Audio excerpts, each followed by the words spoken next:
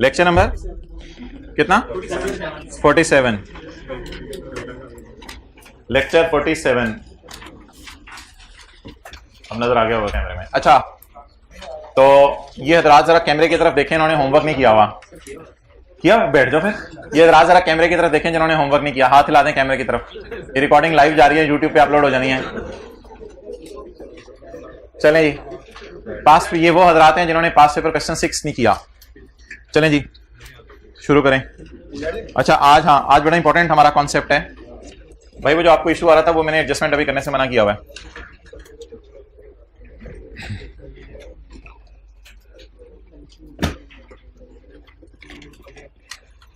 अच्छा आज क्या तारीख है? 24 है।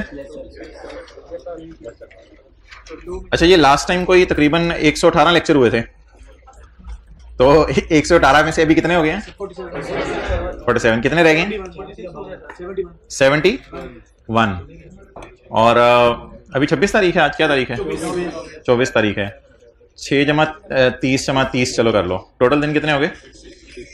66। लेकिन इसमें तो संडे भी आएंगे, तो चलें देखेंगे आप क्या करना है। ईद की छुट्टियां भी आएंगी, तो चलें देखेंगे। फिर सैटरडेज को हल्का फुल्का कभी बुलाना पड़ा तो आपको बुलाया जाएगा।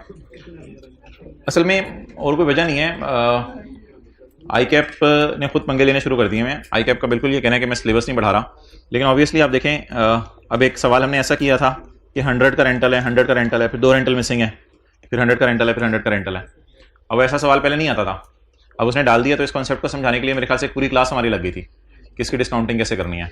तो जब आप कॉन्सेप्ट्स को, जैसे अभी सवालों में दिया होता है opening WDV exceed the tax WDV by rupees इतने, तो पहले ऐसी चीज़ें नहीं आती थी। पहले ओपनिंग WDV अकाउंटिंग वालों की और टैक्स वालों की दी होती थी। तो अब इस तरह की चीज़ें जब वो थोड़ी थोड़ी डालता रहता है तो ऑब्वियसली फिर उन चीज़ों को समझाने के लिए टाइम भी लगता है और मजबूरी है। निकालें जी पेज नंबर 542। तो इसलिए ध्यान में रखिएगा कि जो तैयारी है साथ साथ करें, आने वाले दिनों में कोई टाइम नहीं मिलना। किसी को कोई पेंडिंग लेक्चर है उसने अभी कवर करने हैं।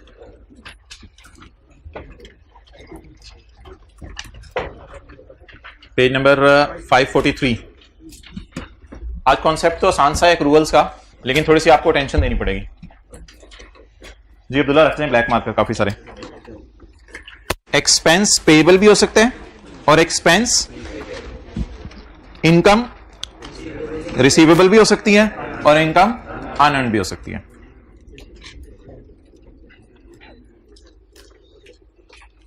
आप अगर इधर से तशरीफ ले जाएं तो हमने इधर काफी कुछ करना है।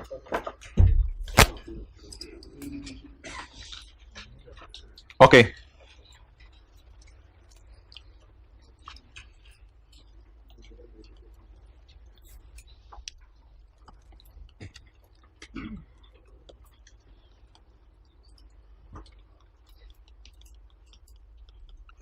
एक सवाल आपसे मैं पूछने लगा हूं कि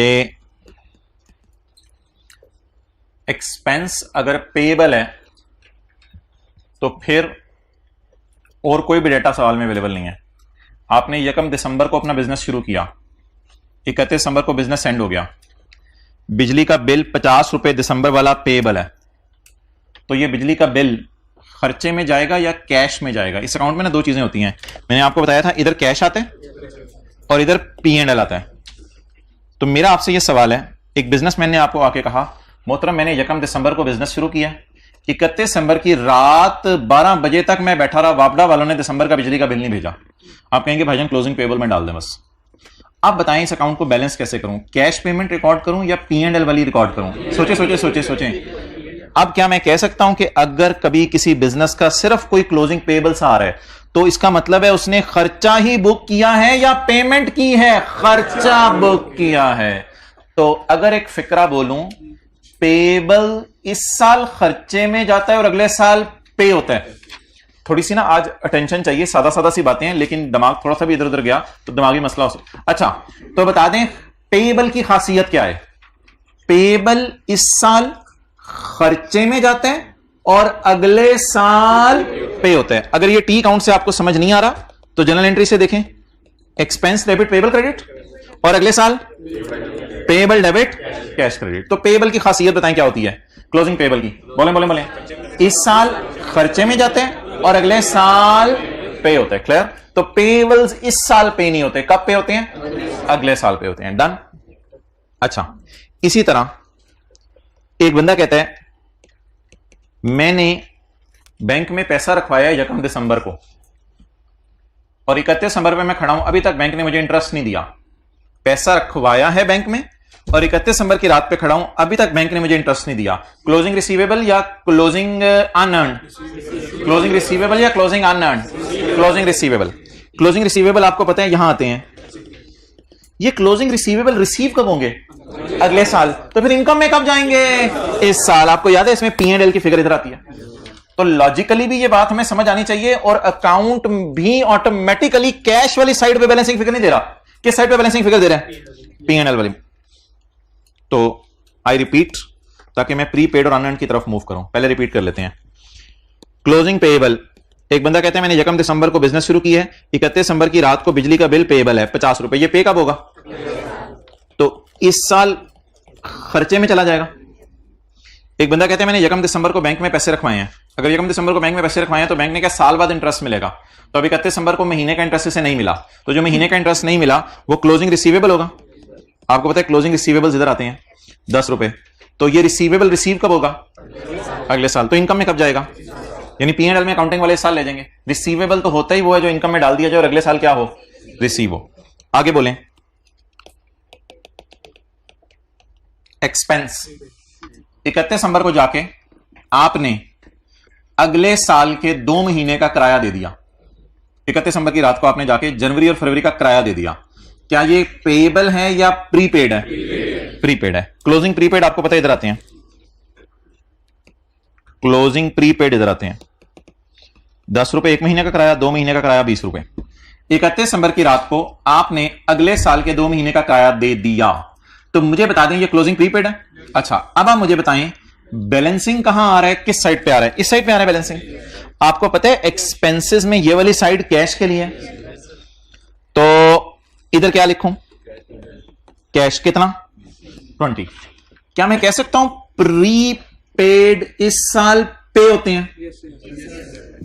होते ही हैं।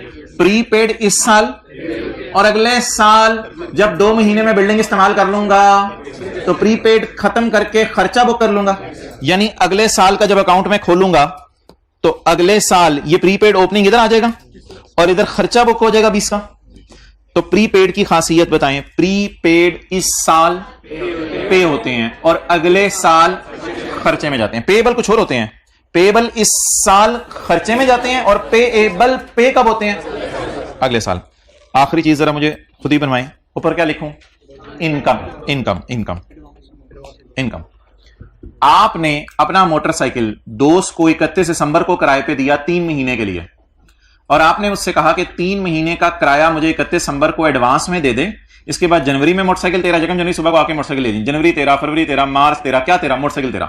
तो 3 महीने मोटरसाइकिल तो चला, मजे कर, कोई मसला नहीं, लेकिन किराया कब दे दे? क्या रिसीवेबल है किराया या एडवांस में रिसीव हो गया है? आपकी अब लाइबिलिटी टू प्रोवाइड सर्विस है, इसे कहते हैं क्लोजिंग अनअर्न्ड। ये साइड क्लोजिंग रिसीवेबल के लिए है। असल में क्लोजिंग अनअर्न्ड की साइड ना जल्दी पता नहीं चलती, इसलिए रिसीवेबल की साइड पता चला के अनअर्न्ड वाली साइड फिर पता चलता है। ये साइड क्लोजिंग रिसीवेबल के लिए है। तो ये साइड किस लिए होगी?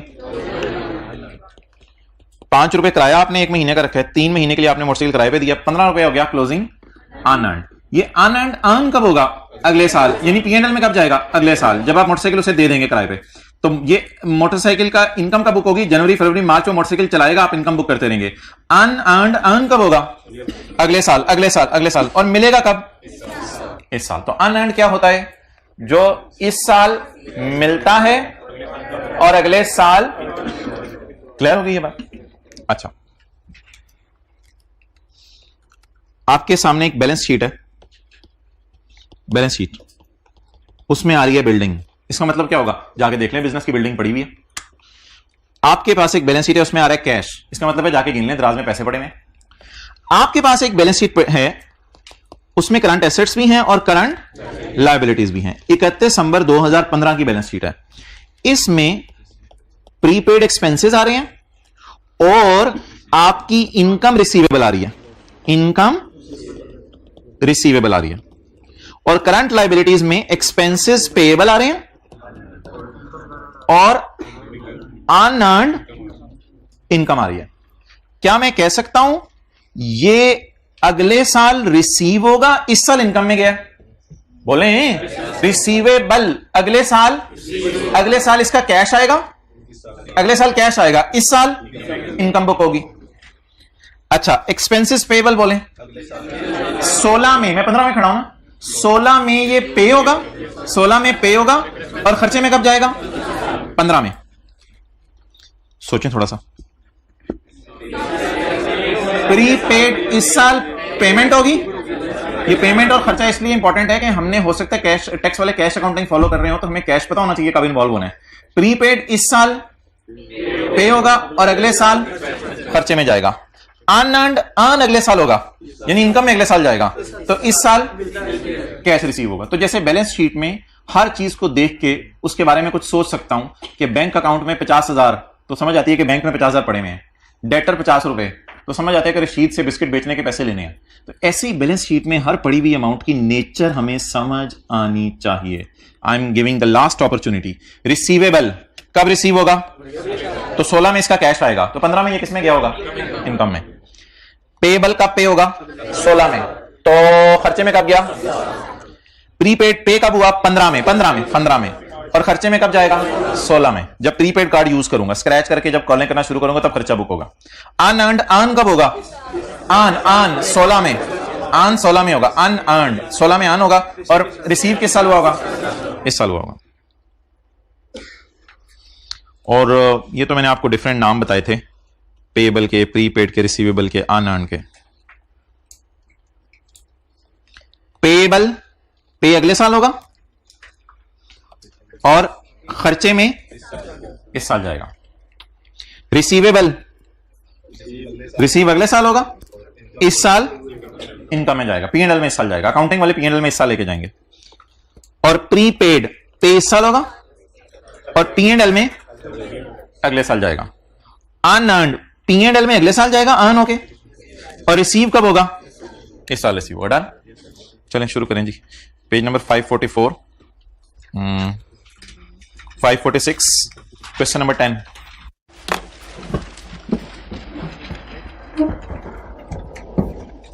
Pigeon Limited has shared the following information for the year ended 31 December 2018.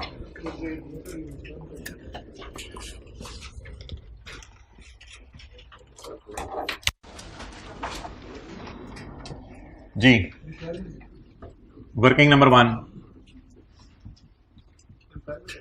Current tax. अच्छा, रिक्वायरमेंट है। रिक्वायरमेंट क्या है? रिक्वायरमेंट है प्रॉफिट बिफोर टैक्स।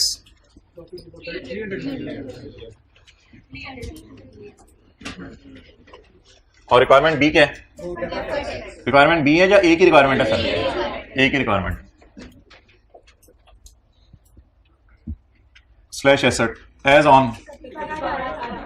आप कह रहे होंगे ये वर्किंग यहां होती थी, चलो यहां कर लें। एज ऑन 31 दिसंबर 18, यहां से लग रहा है आसमान पे लिख रहे हैं हम, 31 दिसंबर 18। ओके चलें जी, लेट्स स्टार्ट।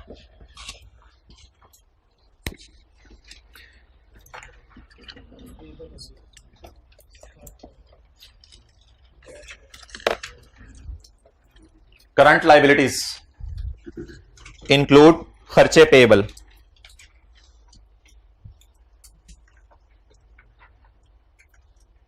क्या लिखा हुआ है सवाल में? करंट लाइबिलिटीज इंक्लूड खर्चे पेएबल। करंट लाइबिलिटीज इंक्लूड खर्चे पेएबल, यानी बैलेंस शीट टाइप कोई चीज हमें समझाना चाह रहे हैं, लेकिन हम इसके पीएनएल के इंपैक्ट भी खुद ही सोच लेंगे इंशाल्लाह। करंट लाइबिलिटीज इंक्लूड बिजली का बिल पेएबल, जिसकी कैरिंग अमाउंट कितनी है? 12 मिलियन। ओके, वर्किंग 1 एक्सपेंस का अकाउंट। हो सकता है वक्त गुजरने के साथ इतनी आसान फिगर्स हैं कि आपको अकाउंट्स बनाने ना पड़े, लेकिन आज हम हर एक का अकाउंट बनाएंगे और बड़ी आज इंपॉर्टेंट क्लास है क्योंकि थोड़ी सी जरा अकल इस्तेमाल होनी है साथ साथ। आप बता दें जी, क्या लाइबिलिटी है क्लोजिंग या प्रीपेड है क्लोजिंग?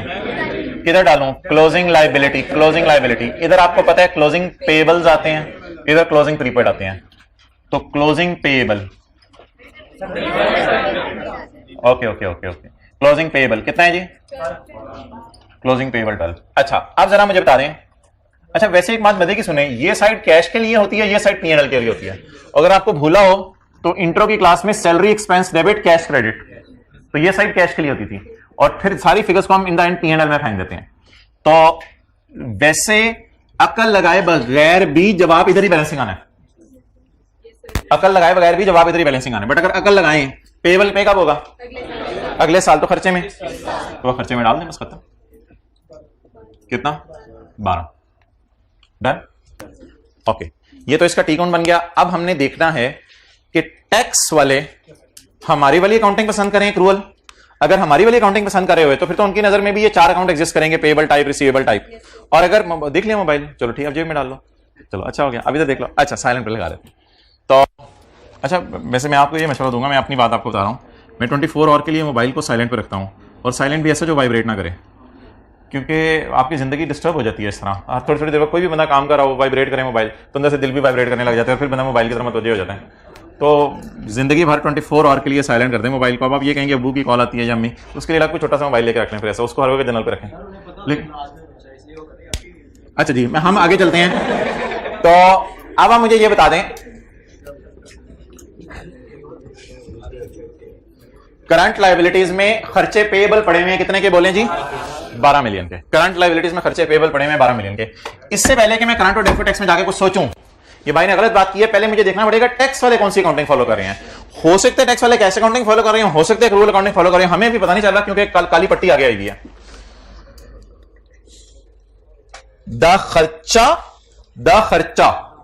खर्चा कितने? 12 का। द खर्चा विल बी डिडक्टेड, टैक्स वाले कहते हैं माइनस कर लो।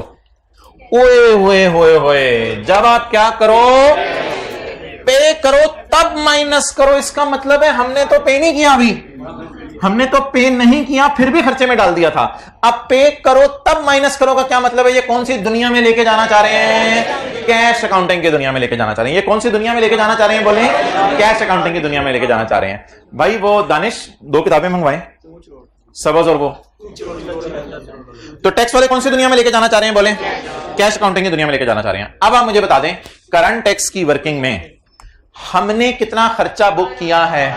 12। हमारे खर्चे को जैसे ग्रेच्युटी का अकाउंट में बनाता था, जैसे ग्रेच्युटी का अकाउंट बनाता था, उसमें क्या करता था? खर्चा उल्टा देता था और पेमेंट। सवाल इतना अधूरा है, इतना अधूरा है कि पेमेंट उसने दी ही नहीं टेस्ट की तरह। सवाल इतना अधूरा है, इतना अधूरा है कि उसने टेस्ट की तरह पेमेंट दी ही नहीं। तो बस खर्चा ही खर्चा, पेमेंट नहीं है, होती तो सवाल बताता। ऐसे बदबदी तो नहीं अज्यूम करनी और ये कहना अकाउंट नहीं पूरा हो रहा। तो पेमेंट उसने दी ही नहीं, तो जब पेमेंट उसने दी ही नहीं तो बस खर्चा ही खर्चा है। ग्रेच्युटी में क्या करते थे? याद आ रहा होगा, ओपनिंग पेबल आता था इधर, क्लोजिंग पेबल इधर, खर्चा इधर और कैश। किसी को याद है? खर्चा उल्टाते थे और पेमेंट लेस करते थे। तो इधर भी खर्चा उल्टा दें, लेकिन पेमेंट लेस क्यों नहीं कर सकता? क्योंकि पेमेंट गिवन नहीं है। तो ऐड कर दें एक्सपेंस। काश कोई पेमेंट भी गिवन होती, लेकिन फिलहाल एक्सपेंस ऐड कर दें। कितना? 12।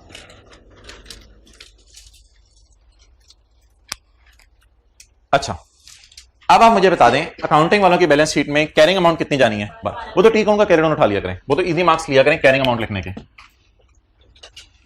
इलेक्ट्रिसिटी नहीं, यहां पेएबल का लफ्ज लिखें, इलेक्ट्रिसिटी पेएबल।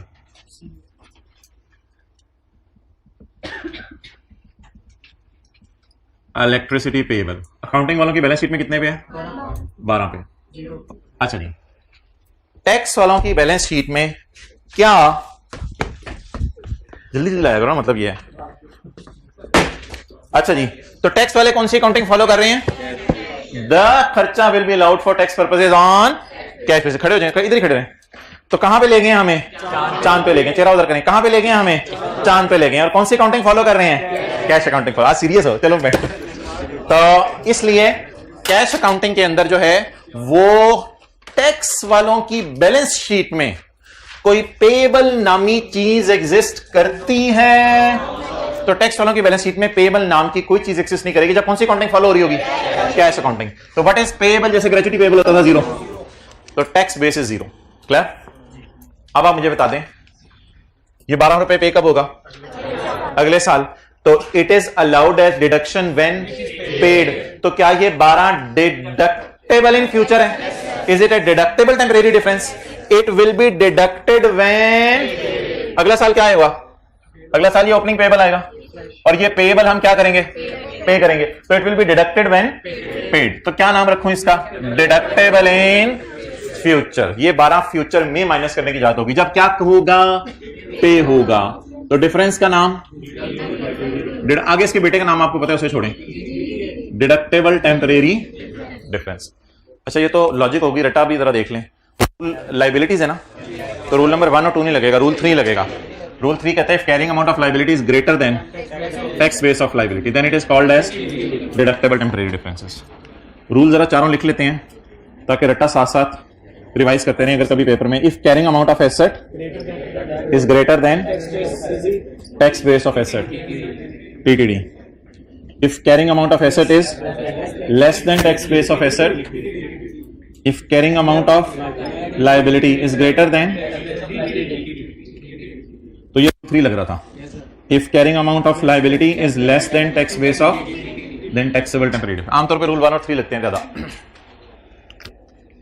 अच्छा जी, तो याद रखिएगा कि खर्चे को उल्टा दिया करेंगे और पेमेंट को लेस कर दिया करेंगे। क्या करेंगे? बोले खर्चे को उल्टा देंगे और पेमेंट को लेस कर देंगे। अगला पढ़ें।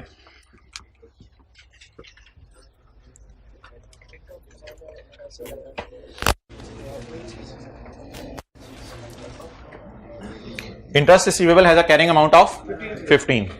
इंटरेस्ट रिसीवेबल एक्सपेंस टाइप चीज है, इनकम टाइप चीज है? इनकम। तो अकाउंट कौन सा खोलूं? इनकम का। इनकम रिसीवेबल, क्लोजिंग रिसीवेबल कितना? 15। पहले लॉजिक पे सोचें, फिर अकाउंट के साइडें भी आपको पता होनी चाहिए। इधर देखें, अकाउंट में ना, इस अकाउंट में कैश इधर आता है और इधर P&L आता है, तो बैलेंसिंग वैसे P&L ही आना है, लेकिन पहले लॉजिक पे सोचें, रिसीवेबल रिसीव कब होगा? तो इनकम में कब जाएगा? इसलिए इनकम में डालें। P&L का मतलब इनकम है। इनकम कितनी? 15। ओके, अब मुझे बता दें टैक्स वाले क्या चाहते हैं? टैक्स वाले क्या चाहते हैं? The interest revenue will be taxed when receive, या ऑन कैश बेसिस। इंटरेस्ट पे तब टैक्स लगाना जब रिसीव होगा। हम रिसीव होने पे टैक्स लगाते हैं या रिसीव ना भी हो और महीना खत्म हो जाए तो इनकम बुक कर लेते हैं? इनकम बुक कर लेते हैं। हमें रिसीव होने से कोई कंसर्न नहीं। तो टैक्स वाले अगेन किस दुनिया में ले गए हैं? चांद वाली दुनिया में। जब इधर आप चले जाए ना, तो इधर आपने इनकम उल्टानी है और कैश बुक करना है। अब टेस्ट वाले सवाल की तरह इसमें कैश गिवन नहीं है, तो कैश गिवन नहीं है तो बस नहीं है, फिर कोई कैश की ट्रांजैक्शन हुई नहीं होगी इस साल। तो अब आप बता दें इनकम उल्टाऊं और कैश रिकॉर्ड करूं, साइन सोच लें। कैश गिवन ही नहीं है, मैं क्या करूं? इनकम उल्टाने का साइन सोच लें। वैसे तो इंटरेस्ट का अकाउंट अभी 2 दिन पहले क्लास में बनाया था, इनकम उल्टाई थी और कैश रिकॉर्ड किया था। 2 दिन पहले क्लास ली थी। जो इनकम उल्टाएं, लेस इंटरेस्ट इनकम। मेरा दिल चाह रहा था कि मेरा दिल चाह रहा था कि इंटरेस्ट रिसीव में रिकॉर्ड करता, लेकिन रिसीव सवाल में है ही नहीं, टेस्ट वाले सवाल की तरह। तो इनकम उल्टा दी और इंटरेस्ट रिसीव। कितने लोग कहते हैं मैं उठ के टेस्ट दे आऊं जरा? अच्छा, तो इनकम उल्टा दी और रिसीव रिकॉर्ड करना है, लेकिन रिसीव सवाल में है ही नहीं। अच्छा, डेफर्ड टैक्स की वर्किंग आसान है क्योंकि उसमें सोचना भी नहीं पड़ता। जब भी टैक्स वाले कहते हैं हम कैश अकाउंटिंग फॉलो कर रहे हैं, तो उस दुनिया में रिसीवेबल एग्जिस्ट, लेकिन अकाउंटिंग वाले कहते हैं रिसीवेबल एग्जिस्ट करते हैं। इंटरेस्ट रिसीवेबल कितना आ रहा है? 15। टैक्स वालों की दुनिया में रिसीवेबल एग्जिस्ट नहीं करते अगर वो कैश अकाउंटिंग फॉलो कर रहे हो। रूल नंबर 1 सोच लें पहले। The interest will be received in future, and जब फ्यूचर में रिसीव होगा तो इस पे टैक्स देना पड़ेगा, तो टैक्सेबल फील करें आज। This 15 is taxable when it is received in next year, it is still receivable. तो ये लॉजिक है, it is receivable in next year, इसलिए अभी इस पे टैक्स लगाएं। चलें जी, ओवर। अगली एडजस्टमेंट।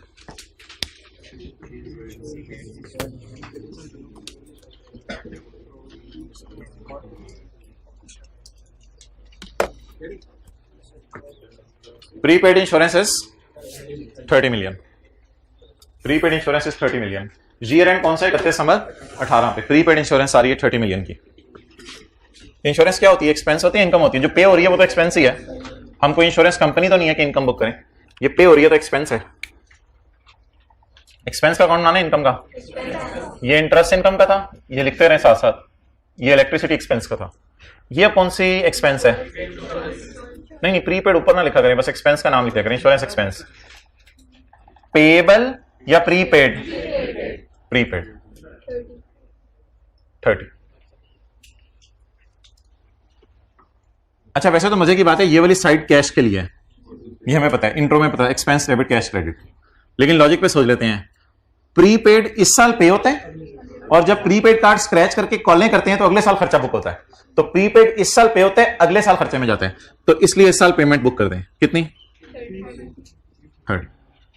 और शायद एक ही प्रीपेड कार्ड है, हमने 30 रुपए का खरीदा है, अगले साल हमने कॉलें करनी है, तो इस साल सिर्फ पेमेंट्स हो रही हैं, कॉलें हमने कोई नहीं की, खर्चा बुक नहीं हुआ। अब देखते हैं टैक्स वाले कौन सी अकाउंटिंग फॉलो कर रहे हैं। खर्चा बुक नहीं हुआ हमारे डियर, खर्चा बुक नहीं हुआ। यही तो प्रीपेमेंट्स होती हैं कि पे कर दी हैं, खर्चा कब बुक होगा? अगले साल जब कार्ड को स्क्रैच करके कॉल्स करेंगे। दीज आर डिडक्टेबल, तब माइनस करो जब, यानी तब खर्चे में डालो जब पे करो। लेकिन भाईजान हमने पे करके खर्चे में नहीं डाला। अगर हमने पे करके खर्चे में डालना होता ना तो हम ऐसे लिखते, हमने पे करके खर्चे में नहीं डाला, हमने पे करके एसेट बना दिया इसको। वो कह रहे हैं नहीं नहीं नहीं, खर्चे में डालो, खर्चे में डालो। वो कह रहे हैं पे कर दिया, हमने कहा कर दिया, कहते हैं खर्चे में डालो। हमने कहा हमने तो नहीं खर्चे में डाला हुआ, हमने तो नहीं खर्चे में डाला हुआ। ऐसे से हाथ फेरे, हमने तो नहीं खर्चे में डाला हुआ। ये घर में करने आपने ऐसे से खाली सफा होगा, हाथ फेरे होंगे, हमने तो नहीं खर्चे में डाला। वो कह रहे हैं डिडक्ट करो जब पे करो, तो पे तो हो गया। अब बोले हमने खर्चे में डाला नहीं, वो कह रहे हैं खर्चे में डालो। क्या करें? क्या करें? करंट टैक्स में क्या करें? लेस कर दें, जैसे ग्रेचुटी के सवालों में करते थे, खर्चा उल्टाते थे, पेमेंट माइनस करते थे। तो पेमेंट माइनस करें, पेमेंट माइनस करें, घबराना नहीं है आपने। बोले बोले बोले बोले इंश्योरेंस पेड, एक्सपेंस ना लफ्ज बोले खुदा के लिए। इंश्योरेंस पेड कितनी?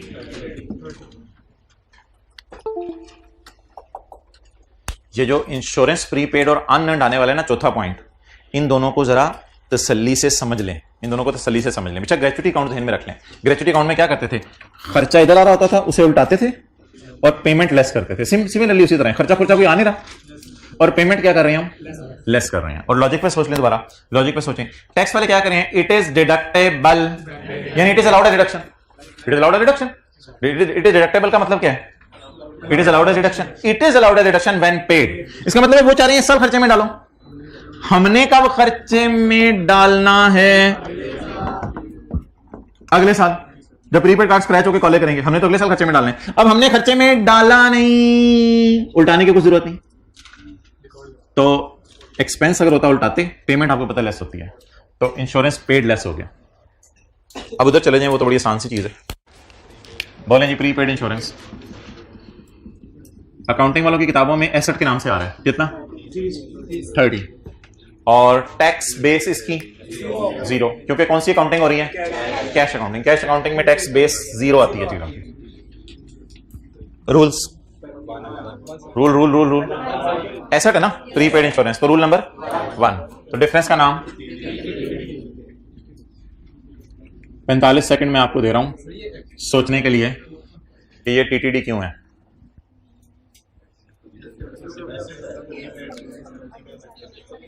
थोड़ा सोचना पड़ेगा, जहां थोड़ा सोचना पड़ेगा।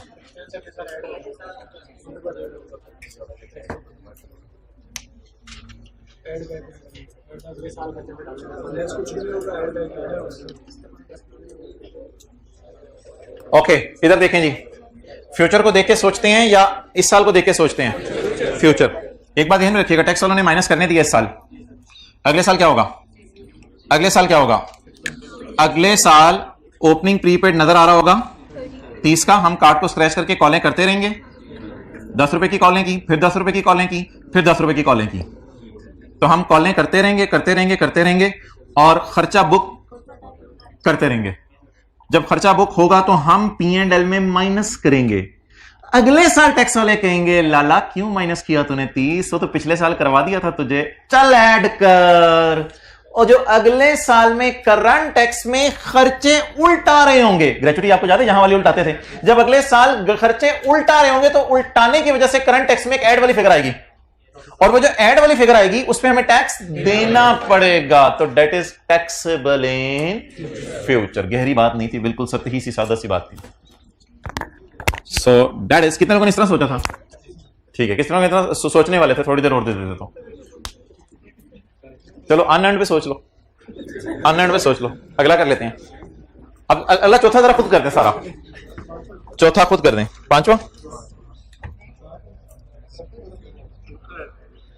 पांचवा पॉइंट है और चौथा कॉन्सेप्ट है, ये सारा खुद करें जरा।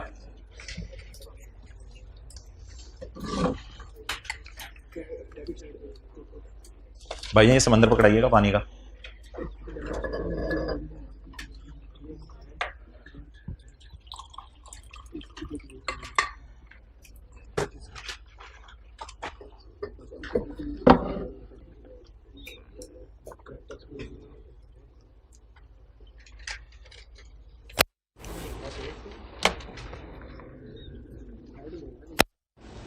अच्छा, ये जो मैंने ब्लैक पट्टी बनाता हूं ना, ब्लैक पट्टी बनाकर पहले आप टी काउंट बना लिया करें, फिर ब्लैक पट्टी को खोल के देखा करें कि टैक्स वाले कौन सी काउंटिंग फॉलो कर रहे हैं।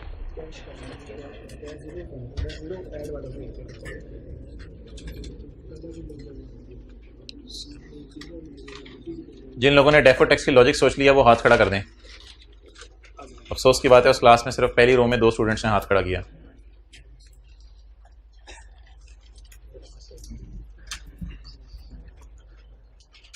हाँ जी, पहले तो सिंपल काम किया करें ना, टी काउंट बना लिया करें।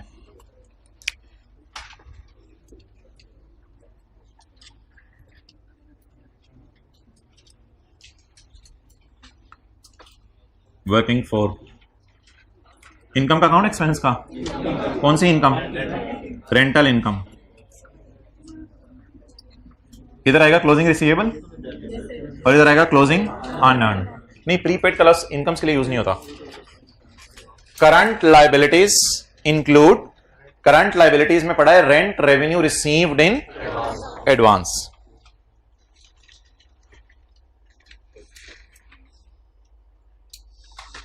करंट लायबिलिटीज में rent revenue received in, receivable rent है या रिसीव्ड इन एडवांस है? तो कहते हैं मेरी करंट लायबिलिटीज में एक चीज पड़ी हुई है,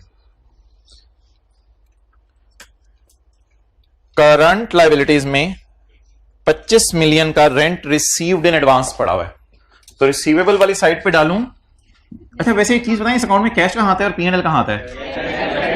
इधर कैश आता है और इधर पीएनएल आता है हर इनकम अकाउंट में। जी बोलें। क्लोजिंग अनअर्न्ड 25, ये क्लोजिंग अनअर्न्ड अर्न होके पीएनएल में कब जाएगा? अगले साल। तो इस साल क्या हुआ होगा? रिसीव हुआ होगा। वैसे भी बैलेंसिंग इसी साइड पे आ रहा था, कैश वाली साइड पे। अच्छा जी, अब तो ये बात होगी टी अकाउंट की। इसके बाद देखने हैं कि टैक्स वाले हमारी जैसी अकाउंटिंग फॉलो कर रहे हैं, वो लोग कैश अकाउंटिंग फॉलो कर रहे हैं। इसका रेवेन्यू, रेंट का रेवेन्यू तब टैक्स लगेगा जब क्या होगा? रिसीव होगा। कहते हैं जब रिसीव हो तब आप इनकम में डाल देना। हमने इनकम में नहीं डाला, हमने खर्चे में नहीं डाला, मुस्कुरा के थोड़ा सा, हमने खर्चे में नहीं डाला, हमने इनकम में नहीं डाला। पहले तो बात यह है हमने इनकम में नहीं डाला। It is taxed when received. तो रिसीव हो गया, रिसीव तो हो गया। वो कह रहे इनकम में डालो, हमने तो नहीं डाला, नहीं डालो इनकम में। वो कह रहे हैं टैक्स रिसीव हो गया, इनकम में हमने तो नहीं इनकम में डाला, डाल दो इनकम, डाल इनकम। चले रेंटल इनकम नहीं, रेंट रिसीव्ड। इनकम के लिए मैं पीएनएल वाला लफ्ज़ यूज करता हूं।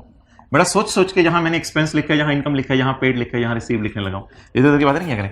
Rent received, the rent is taxable when received. तो रिसीव हो गया तो टैक्स लगाएं। अब मैंने तो इनकम में डाला नहीं। अब अगर इनकम के अंदर मैंने डाला होता, कोई भी फिगर होती, 1-2 रुपए होती, उसको मैं उठाता। और उल्टा के क्या रिकॉर्ड करता, कैश रिकॉर्ड करता। तो कैश रिकॉर्ड करने के लिए कौन सा साइन, पॉजिटिव। तो रेंट रिसीव्ड कितना 25। अब उधर चले जाए, क्लोजिंग अनअर्न्ड, तो अनअर्न्ड रेंटल 25। टैक्स वाले कौन सी अकाउंटिंग फॉलो करें, कैश अकाउंटिंग में टैक्स बेस क्या होती है, 0। अनअर्न्ड रेंटल लाइबिलिटी नेचर का अकाउंट है, तो rule number 3 deductible temporary difference कितना 25। सोच लिया किसी ने?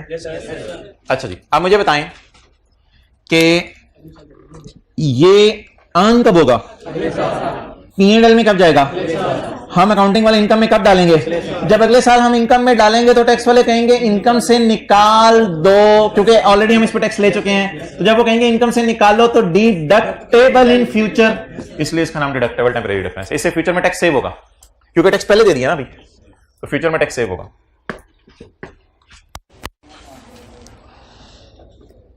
अच्छा यार, ये जो डेफर टैक्स की वर्किंग है ना, इसमें अगर आपने सिंपल सी बात याद रखनी है, सारी बात की समरी, क्योंकि काफी ज्यादा लॉजिक्स डिस्कस हुई हैं पिछले आधे घंटे में, तो कुछ सिंपल बातें मैं आपसे करने लगा हूं, उनको जरा जहन में पहले रख लीजिएगा। जब भी कैश अकाउंटिंग फॉलो हो रही हो टैक्स वालों की नजर में, तो अकाउंटिंग वाले तो एक्रूवल्स वाली फिगर शो करेंगे, लेकिन टैक्स बेस इन सबकी क्या होगी, 0। उसके बाद सोचने का टाइम हुआ पेपर में, सोच लीजिएगा, सोचना ज्यादा बेहतर है, वरना ये रूल्स लग रहे हैं, कोई मसला नहीं रूल्स में। दूसरी बात, करंट टैक्स में आपको मैंने बहुत सोचवाया है, लेकिन अब मैं आपको एक शॉर्टकट तरीका बताने लगा हूं, शॉर्टकट तरीका बताने लगा हूं, बड़ा आसान सा तरीका। यार हाथ दो गिरी पहले 10 मिनट। अच्छा, तो अब करंट टैक्स में इतनी आसान सी हलवा सी बात आने लगी है, जब भी टैक्स वाले कैश अकाउंटिंग फॉलो करें, जब भी टैक्स वाले कैश अकाउंटिंग फॉलो करें, तो खर्चों को उल्टा दें, इनकम को उल्टा दें, और पेमेंट या रिसीट को रिकॉर्ड कर दें, पेमेंट को रिकॉर्ड कर दें और रिसीट को रिकॉर्ड कर दें। ये बात ही बड़ी आसान सी बात है। अब करंट टैक्स में सोचना नहीं पड़ेगा, करंट टैक्स में भी आपको ज्यादा सोचना नहीं पड़ेगा। दोबारा सुने, जब भी टैक्स वाले कैश अकाउंटिंग फॉलो करें, जब भी टैक्स वाले कौन सी अकाउंटिंग फॉलो करें, कैश अकाउंटिंग फॉलो करें, तो इनकम्स और खर्चों को, यानी P&L वालों को उल्टा दें और कैश वालों को रिकॉर्ड कर दें। बस सिंपल, P&L को उल्टाएं और कैश को रिकॉर्ड करें। अब P&L को उल्टाएं, ये P&L कौन सा वाला है, खर्चे वाला। खर्चे कैसे उलटते हैं, इनकम्स कैसे उलटती हैं, पेमेंट्स कैसे रिकॉर्ड होती हैं, पेमेंट्स कैसे रिकॉर्ड होती हैं, रिसीट्स कैसे रिकॉर्ड होती हैं। डन। अच्छा, ये बात जो है वो सारी लिखी हुई है पेज 544 पे, सारी बात पेज 544 पे लिखी हुई है। Types of adjustments, types of, if tax authorities are using cash basis, if tax authorities are using cash basis. अगर टैक्स वाले कौन सी बेसिस फॉलो करें, तो आप सबर मैंने क्यों लिखा है वो मैं बाद में बताऊंगा। तो एडजस्टमेंट 2 से 5 तक हमने कर ली अगले क्वेश्चन की, उसमें सब में टैक्स वाले कौन सी अकाउंटिंग फॉलो करते थे, how to tackle, how to tackle. आप उसको लिटा नहीं लेना, how to tackle, prepare T count of expense और इनकम, पहले टी काउंट बनाए। इन करंट टैक्स वर्किंग उल्टाएं इनकम्स को या एक्सपेंसेस को, बल्कि आपकी आसानी के लिए जो P&L की फिगर है, इनकम्स या एक्सपेंसेस को उल्टाएं। इनकम्स कैसे उलटती हैं, लेस करके, और खर्चे उलटते कैसे, एंड रिकॉर्ड करें पेमेंट्स को माइनस करके और रिसीट को ऐड करके। इनकम कैसे उलटती है, लेस करके। एक्सपेंसेस कैसे उलटते हैं, ऐड करके। पेमेंट्स कैसे माइनस होती हैं और रिसीट कैसे रिकॉर्ड होती हैं। तो P&Ls को उल्टा दें और कैश को रिकॉर्ड कर दें। डन हो गया। इन डेफर टैक्स वर्किंग, और डेफर टैक्स वर्किंग में क्या करें, carrying amount will appear. In defer tax working carrying amount will appear and tax base will B 0, tax base 0। ये कौन सी एडजस्टमेंट थी, एडजस्टमेंट 2 से लेके 5 तक, जहां टैक्स वाले कौन सी अकाउंटिंग फॉलो कर रहे थे, कैश अकाउंटिंग।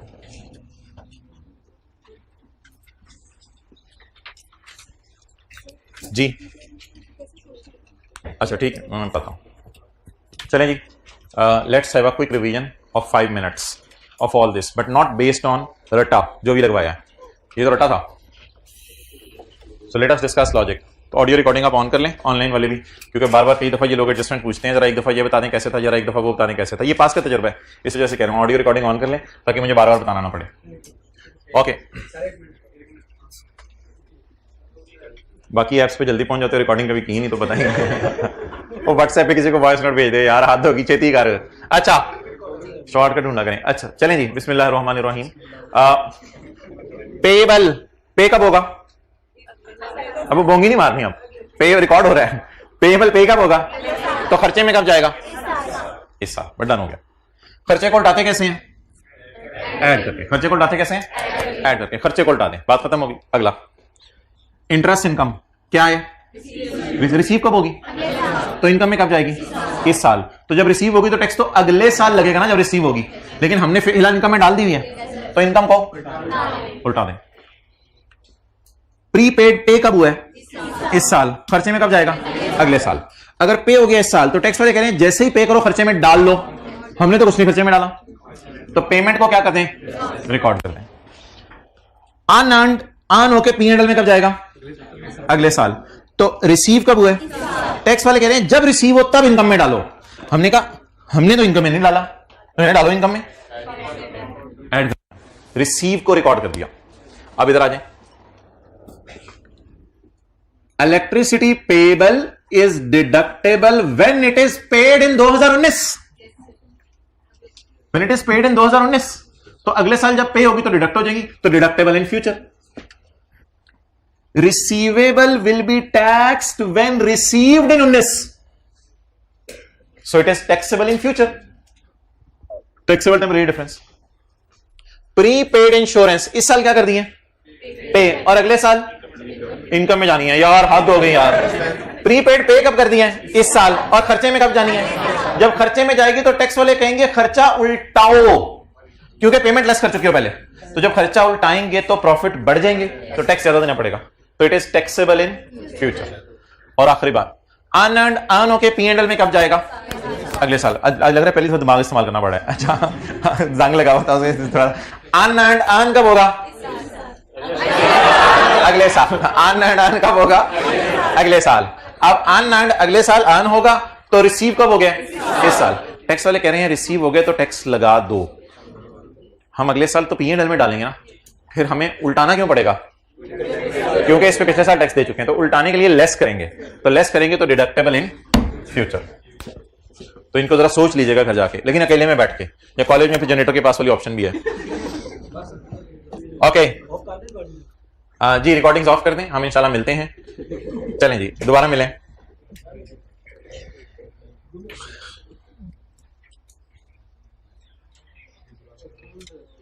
एक नंबर इसमें आ जाएगा, एक इसमें आ जाएगा। ये भी मेरे ख्याल से सही हो गया था। एक इसमें आ जाएगा, एक इसमें आ जाएगा। ये पेपर के बाहर निकल के आप बातें कर रहे होते हैं अपने आप से। अच्छा, पॉइंट नंबर 6। फिर पहली दफा 60-70 बनते हैं, आप कहते हैं नहीं थोड़ा आप कम करके लगाएं, फिर 52-53 पे आप रोक देते हैं। हाँ ये तो आ ही जाएंगे इंशाल्लाह। अच्छा जी, पॉइंट नंबर 6 जी। कितने लोगों ने 47-48 लगाए थे और अब आप 50 आ गए? Well done. ऐसे ऐसे बच्चों को मैं जानता हूं कि अगली दफा क्लासें लेना शुरू कर दी। ये पेपर दे के आए, फारग हैं, अगला क्लासें लेना शुरू कर दी, और जब रिजल्ट आया तो पास हो गए। अब आप कह रहे हैं हमारे साथ भी ऐसा हो। अच्छा, पॉइंट नंबर 6 इंशाल्लाह वैसे ही पास है। साथ वाले को मुस्कुरा के देखने, आगे चलते हैं। पॉइंट नंबर 6,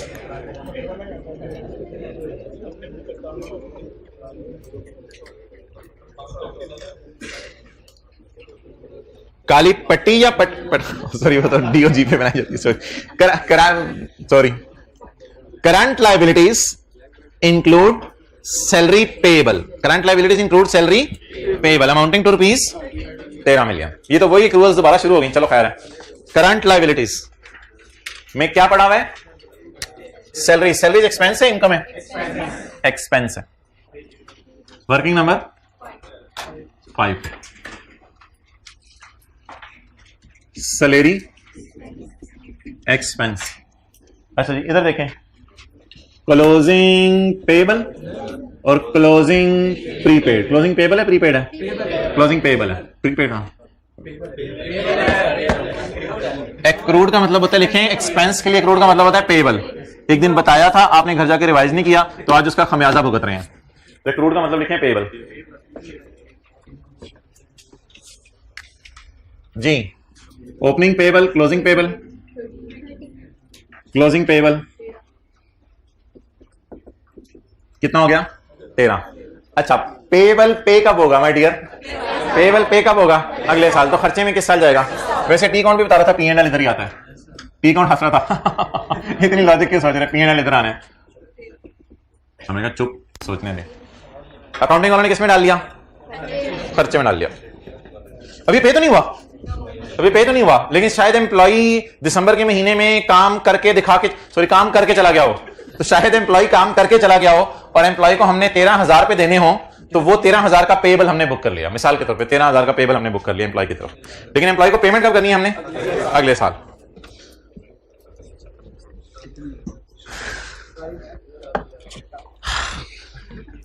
द साथ वाले का देखें, द पंजाबी वाला, the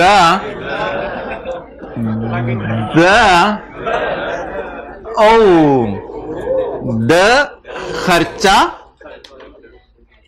has been deducted for, tax वाले कहते हैं खर्चा हैज बीन डिडक्टेड, हमने माइनस करने दिया है। थोड़ी सी इंग्लिश अजीब सी है, हैज बीन डिडक्टेड वैसे, लेकिन इसी तरह लिखी जाती है अक्सर किताबों में। The kharcha has already been deducted for, tax वाले कहते हैं हमारी नजर में भी खर्चा डिडक्टेड में डाल दो, कोई मसला नहीं, काम ठीक के रखो। तो मोहतरम हमने कहा ओ भालू अभी पे नहीं हुआ, कहता है छोड़ो यार हम तो दुनिया में आना चाहते हैं, और देखो आज ये पीपीपी और पीएमएलएन एक हो गए। कहते कोई मसला ही नहीं, हम तो एक ही थे, हमारे बड़े पता नहीं क्यों लड़ते थे आपस में। तो कहते हैं हम और तुम एक ही हैं। The kharcha has already been deducted. थोड़ी सी इंग्लिश अजीब सी है वैसे, लेकिन ऑब्वियसली सेंस ये दे रही है कि पेमेंट का वेट ना करो, पेमेंट का वेट ना करो, बल्कि कब खर्चा बुक कर लो? जिस साल हुआ। द खर्चा। अच्छा पहले मुझे बता दें, पहली वाली लाइन पढ़ के यहां तक, पेबल अकाउंटिंग वाले इस साल किस में ले गए होंगे? खर्चे में। ये तो हमें पता है ना, ये तो टी अकाउंट बना के पता चलता है। पेबल अकाउंटिंग वाले खर्चे में ले गए होंगे। हमने टैक्स वाले से पूछा भाईजान आप क्या चाहते हैं? उन्होंने कहा the kharcha has been deducted by us for tax purpose also. उसने कहा हमारी नजर में भी इसको डिडक्टेड कर लो, डिडक्टेड कर लो या डिडक्टेबल इन फ्यूचर। इसका मतलब है अगर मैं टैक्स वालों के मुताबिक एक टी अकाउंट बनाऊं तो वो अकाउंट वैसे मुझे बनाने की जरूरत नहीं है, लेकिन अगर टैक्स वालों के मुताबिक अकाउंट बनाऊं तो वो लोग फिर इसको खर्चे में डालेंगे, हालांकि पे नहीं हो रहा, तो इसका मतलब है वो भी इसको पेबल मानेंगे। देखे ना, पे तो हुआ नहीं तेरा कि वो खर्चे में डाल दें। वो कह रहे हैं खर्चे में डाल दो, हम चीख रहे हैं वो पेबल है, वो प्यार से कह रहे हैं नहीं नहीं चीखो मत, हम कोई मसला नहीं, पेबल है फिर भी किसमें डाल दो। इसका मतलब है ये टैक्स वालों के मुताबिक अगर मैं सैलरी एक्सपेंस अकाउंट बनाऊं तो वो किस किस्म का अकाउंट बनेगा। तो अब बता दें हम और टैक्स वाले एक ही बात कर रहे हैं या डिफरेंट बात कर रहे हैं? हमने क्लोजिंग पेबल को कहां डाला था? खर्चे में। टैक्स वाले कहते हैं हैज बीन डिडक्टेड, तुम्हारी नजर में माइनस हो गए तो हमारी नजर में भी ऑलरेडी माइनस हो चुका है। अब प्रॉफिट तक पहुंचते हुए ये 13 अकाउंटिंग वालों ने माइनस कर दिया, टैक्स वाले कहते हैं अच्छा किया तुमने माइनस कर दिया। बोंगे तो नहीं मारनी ऐड करके लेस, नहीं चक्करों में पड़ने की जरूरत नहीं, अब ऐड करके लेस के चक्करों में पड़ने की जरूरत नहीं। जब टैक्स वाले एक्रूअल अकाउंटिंग फॉलो करें तो फिर तो वो हमारे जैसी बात कर रहे हैं। तो जब हमारे जैसी बात करें तो करंट टैक्स में समझ लें अकाउंटिंग डेफिनेशन और एक्सेप्शन अगर बराबर आ जाए तो फिर कुछ करने की शायद जरूरत नहीं है। तो इस टाइप की कोई चीज बनी, अब कुछ करने की जरूरत नहीं है करंट टैक्स की वर्किंग में। बेहतर है कुछ भी ना करें, छोड़े वाले। डेफर्ड टैक्स की वर्किंग में एक चीज शो कर दें कैलकुलेशन। डेफर्ड टैक्स में बेहतर है जरा शो कर दें। क्लोजिंग पेबल कितना है? Salary payable. अकाउंटिंग वाले तो कौन सी अकाउंटिंग फॉलो करते हैं? एक्रूअल। और टैक्स वाले भी कौन सी अकाउंटिंग फॉलो कर रहे हैं? इस लाइन का मतलब क्या था? Means tax authorities use accrual accounting, जिसमें 4 अकाउंट एग्जिस्ट करते हैं। अब अगर मैं टैक्स वालों का अकाउंट बनाऊं तो वो कह रहे हैं खर्चे में डालो, तो अगर वो खर्चे में डलवाना चाह रहे हैं तो हमने पे तो भी किया नहीं, इसका मतलब है वो फिर मान रहे हैं कि ये क्या है। इसका मतलब है वो भी पेबल अकाउंटिंग को तस्लीम कर रहे हैं। तो ऐसा भी हो सकता है कि टैक्स वाले बिजली के बिलों को पेमेंट पे माइनस करने दें, और टैक्स वाले इंश्योरेंस को पेमेंट पे माइनस करने दें, और टैक्स वाले एम्प्लॉइज की तनख्वाहों को सर्विस देने पे रिकॉर्ड करने दें। ऐसा भी हो सकता है, कोई मसला नहीं इसमें। तो आप बोले टैक्स बेस 13। अब ऑब्वियसली डिफरेंस 0 है, तो नीचे रूल पे नजर ना मारिएगा, रूल ने जो है वो परेशान हो जाए, भाईजान की वेखण है यार, खुदा दी मेहरबानी, इज इक्वल टू वाले रूल मैं नहीं बनाए, तो इसलिए नीचे रूल ना देखिएगा, रूल ने खुद काम करने लग जाना है। ओके, मोहतरम आप सवाल पूछें जिन्होंने सैटरडे को छुट्टी की थी, याद रह जाती हैं चीजें। अच्छा चलो बोलो। हाँ वो फिर हो सकता है टैक्स वाले अगर 12 महीने अलाउ करें तो फिर एक का वो डिफरेंस आ जाएगा, वो भी टेम्परेरी डिफरेंस होगा। ओके, और बाकी एक इस तरह का सवाल हमने करना है, एक इस तरह का सवाल करेंगे। चलें जी आगे। अच्छा 1 मिनट यहां पे अब रुक के, अब ये ना शुक्र वाला सिनेरियो है, सबर वाला नहीं है, इस वजह से कि यहां ना कुछ ज्यादा करना नहीं पड़ा हमें।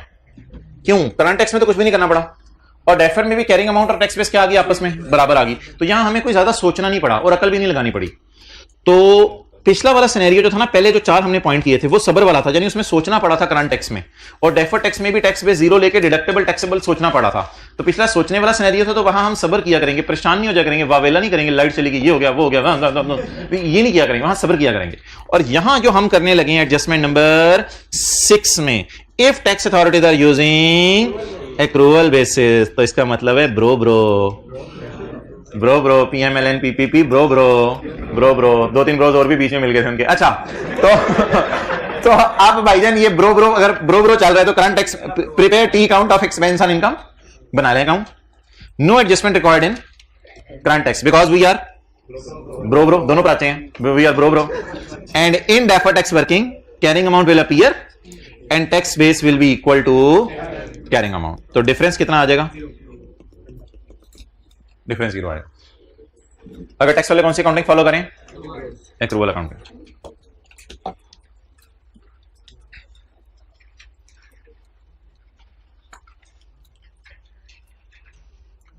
तो जिंदगी में मुसीबतें भी आएंगी और जिंदगी में खुशियां भी आएंगी। ओके चले जी अगली एडजस्टमेंट पढ़े। काली पट्टी, इसको पटा पहनाएं।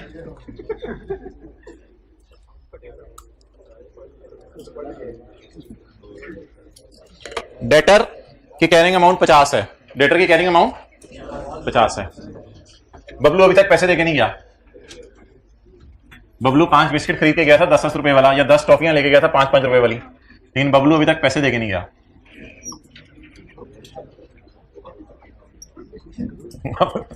डेटर का कैरी डाउन, बबलू से रिसीवेबल बोले 50, आता लेगा क्योंकि तू भी हंस लिया कर यार। अच्छा डेटर का कैरी डाउन 50, अकाउंट को टैली करें, अकाउंट को टैली करें। अच्छा ये ना सवाल वैसे अजीब तरीके से चल रहा है, एक बात सुनिएगा कि सवाल कुछ थोड़ी सी इंफॉर्मेशन दे रहा है जिससे हम गुजारा चला रहे हैं।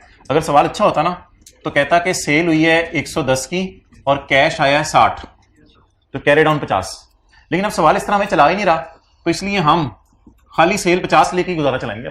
क्या करें? तो सवाल में इंफॉर्मेशन ही इतनी अधूरी है कि हम पूरी इंफॉर्मेशन इस अकाउंट में चाहें भी तो बना नहीं सकते। आप बता दें, आपको याद होगा बचपन में सेल इधर आती है और इधर कैश आता है, ठीक है, तो डेटर अकाउंट में क्या डालूं? सेल। याद रखिएगा ये P&L होता है, असल में ये P&L होता है। तो अकाउंटिंग वाले तो P&L में बबलू को ले गए हैं। क्यों ले गए हैं P&L में? क्योंकि उसे टॉफियां बेच दी हैं, वो खा गया, इस वजह से नहीं, बेचना काफी है। तो बबलू को जब टॉफी बेच दी तो रिसीवेबल बुक हो गया, तो इसका मतलब है सेल भी बुक हो गई। Debtor debit, cell credit. अब बता दें अकाउंटिंग वाले किस में लेके जा चुके हैं? सेल में। अब हम पढ़ने लगे हैं the tax authorities tax revenue, आगे पता नहीं क्या लिखा होगा। टैक्स अथॉरिटीज वाले क्या चाहते हैं? हा पट्टी हटाएं, चा नहीं चा, अच्छा द रेवेन्यू, इसको इधर आके थोड़ा सा तंग करें। द रेवेन्यू इज टैक्सेबल इन 2019, पता नहीं हो सकता ऐसा लिखा हो, the revenue is taxable in 19 when received, फिर तो अजीब सी बात कर रहा होगा ये। अब देखते हैं रेवेन्यू के बारे में क्या कह रहा है। अगर ये लिखा हो the revenue will be taxable in 2000, ये हमारा 18 का साल है, the revenue is taxable in 2019 when it is received, ऐसी कोई बात लिखी हुई फिर तो अजीब सी बात होगी, फिर तो वो चांद पे लेके जा रहे होंगे कैश अकाउंटिंग।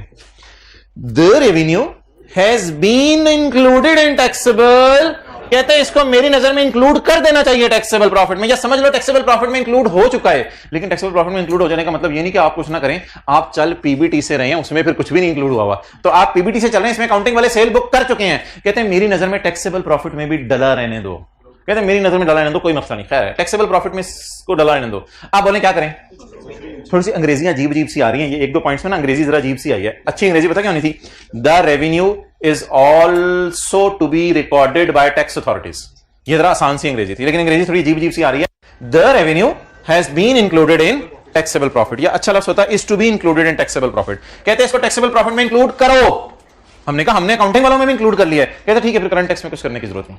तो आप बोले इस लाइन का मतलब क्या है? अगर वो भी टैक्सेबल प्रॉफिट में डलवाना चाह रहे हैं, और मैं टी काउंट देख के पढ़ चुका हूं कि हम भी डाल चुके हैं, अब क्या करें?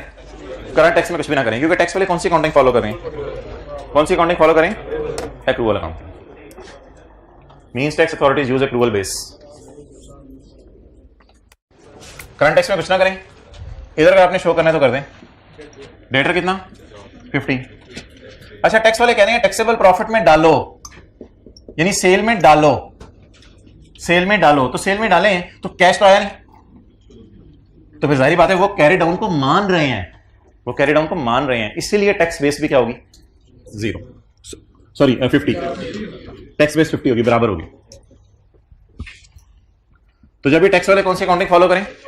Accrual accounting. तो फिर हमारे और टैक्स वालों की नजर में सेम चीजें हो रही होती हैं, तो डिफरेंस कितना आ जाएगा? 0। जीवन में 1 पूछे। हाँ ऐसे कर दो, कोई मसला नहीं, करना चाहो तो कोई मसला नहीं जी। नहीं, फिर प्रॉफिट में 50 पड़ा होता है, आप नेगेटिव 50 कर देते, इधर नेगेटिव 50 कर देते। नहीं, सेल प्रॉफिट में पड़ा होता है, ऊपर सेल से तो पड़ा होता है ना। नहीं, वो उस तरह कॉस्ट ऑफ सेल के बारे में अगर कोई ऐसा रूल हो वो अलग से बताएगा क्रेडिटर के बारे में। ओके, चलें जी, आखिरी 2 एडजस्टमेंट्स।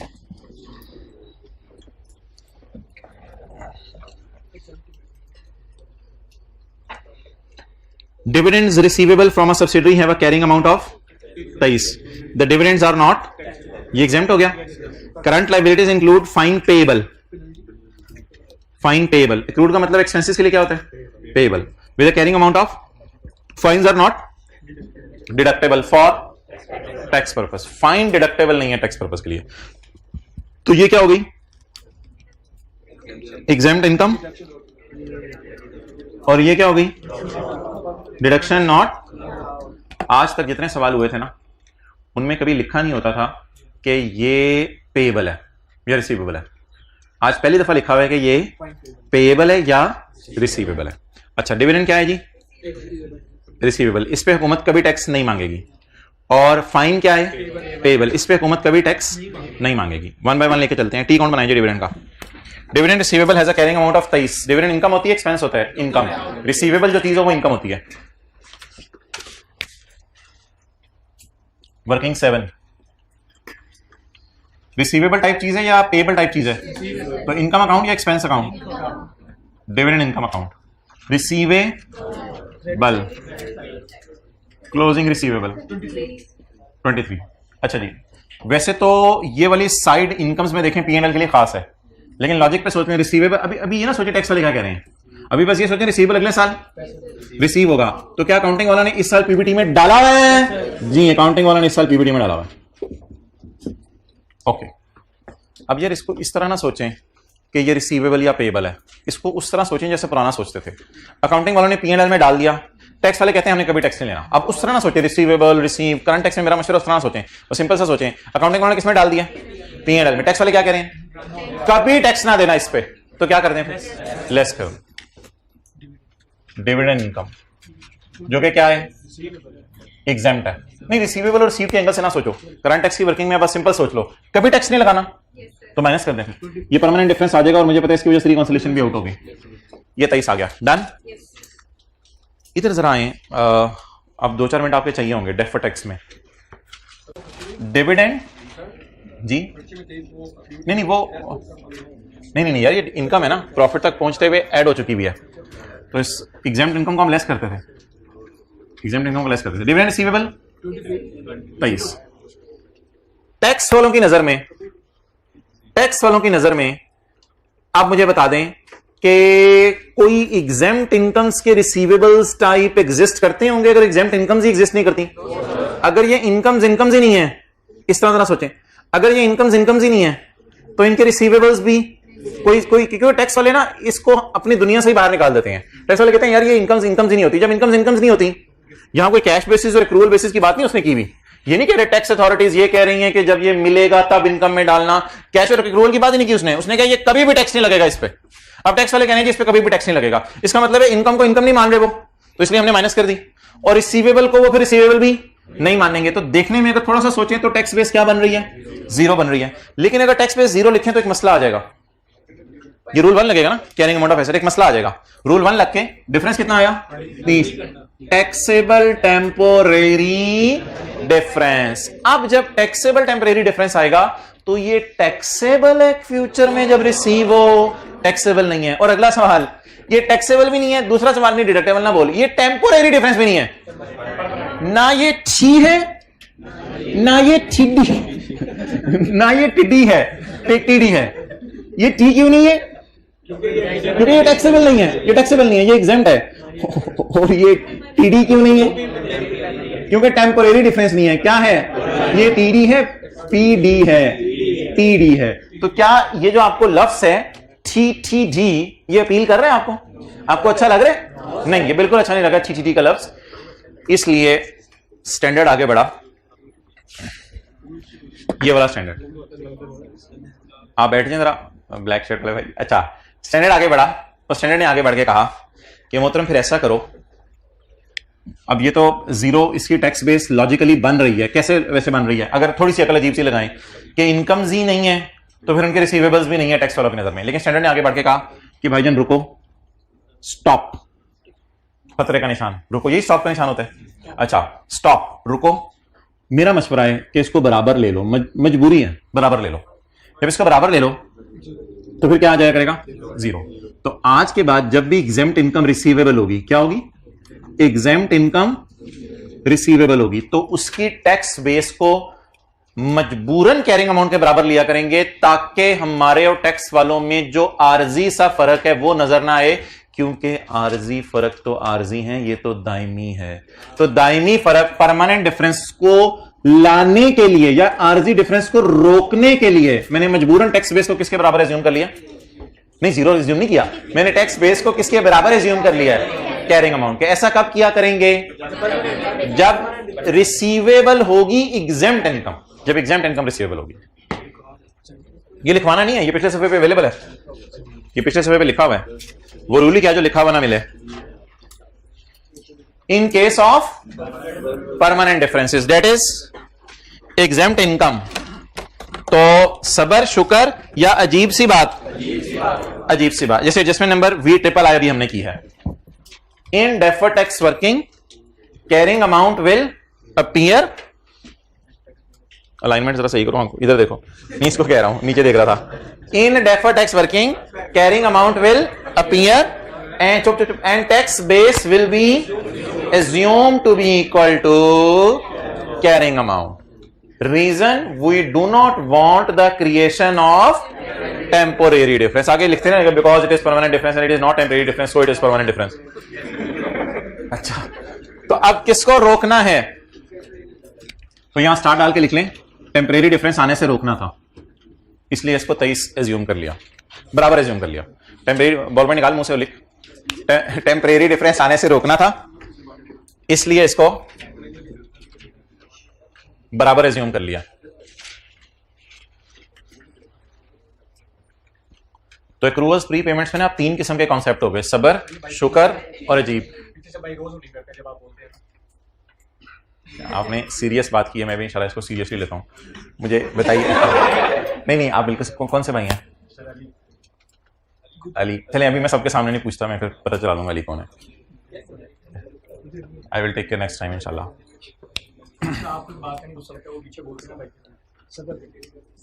नहीं, सबर नहीं ना, तू खुद सबर सबर ना दिखाओ, यानी आप दूसरे को मार रहे हो और कह रहे हो सबर, सबर ये सबर अपने लिए, दूसरे को शुक्र करवाएं। अच्छा भाई, नेक्स्ट आप डिडक्शन नॉट अलाउड की तरफ आ जाए। क्या डिडक्शन नॉट अलाउड भी एक परमानेंट डिफरेंस है? अली भाई इंशाल्लाह मौका ही नहीं देंगे, और मैं भी नहीं पता चलाऊंगा अली कौन है, इंशाल्लाह आइंदा ऐसा होगा ही नहीं। Point 9, current liabilities. Current liabilities में क्या पड़ा हुआ है?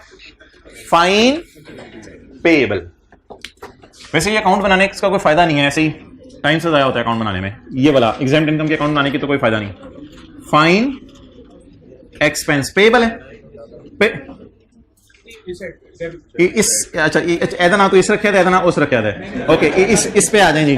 Closing payable 29, closing payable 29। अच्छा जी, आपको पता है पेएबल अगले साल, तो इस साल कहां जाएगा? क्या मुझे बताएं, अकाउंटिंग वालों ने खर्चे में डाल लिया है? टैक्स वाले कह रहे हैं नेवर, तुम्हारे डैड को भी ये खर्चा माइनस नहीं करने दूंगा। तुम्हारी क्या सोच है? जो मर्जी ये खर्चा माइनस कर ले, it is never deductible for tax purpose.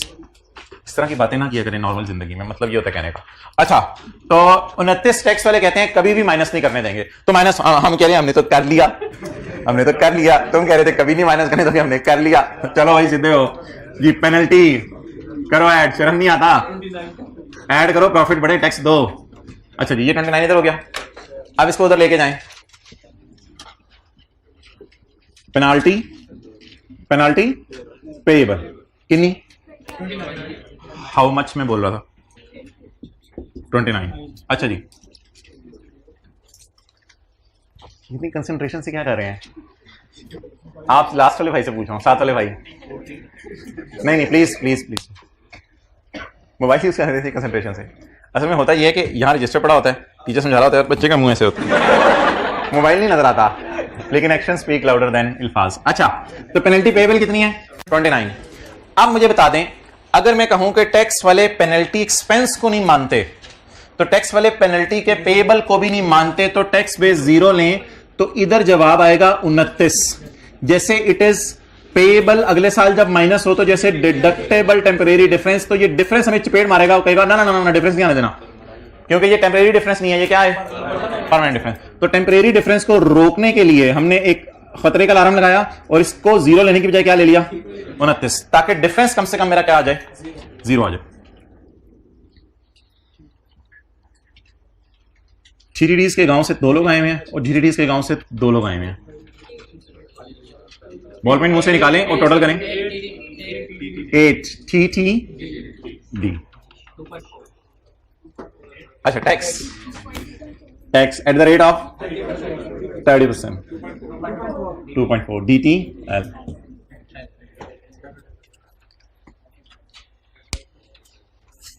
अच्छा जी, टैक्सेबल प्रॉफिट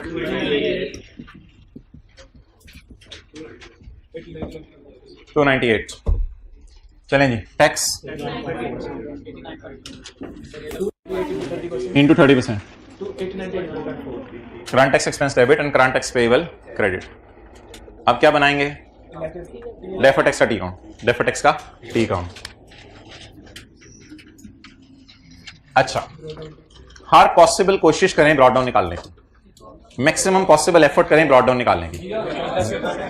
अच्छा, 0 दिया हुआ है। अच्छा, लेकिन अगर 0 ना भी दिया होता तो कैरी डाउन अवेलेबल थे, ब्रॉड डाउन अवेलेबल नहीं थे, इसलिए हमने उसको 0 ही लेना था। इन सारे अकाउंट्स के कैरी डाउन अवेलेबल थे ना, ब्रॉड डाउन अवेलेबल नहीं थे। तो अकाउंट का नाम डेफर्ड टैक्स। चलें, उधर लायबिलिटी है तो इधर भी लायबिलिटी लिख लें, कोई मसला नहीं। BD 0 और CD 2.4 जी, 2.4। बस छोड़े पर आगे, नोट शोट नहीं मांगा बस समझ। अच्छा, अब सवाल है deferred tax for the year कितना है? सवाल की रिक्वायरमेंट है करंट टैक्स एक्सपेंस और deferred tax for the year. For the year ये वाला होता है, ये एज ऑन लकीरी इसके बराबर है। फॉर द ईयर ये वाला होता है। ये भी एक्सपेंस रिकॉर्ड होना है, TE डेबिट और डेफर्ड टैक्स लायबिलिटी क्रेडिट। अच्छा, अब हाँ, इस काबिल है कि इसकी तस्वीर ले लीजिए, ले लें तस्वीर।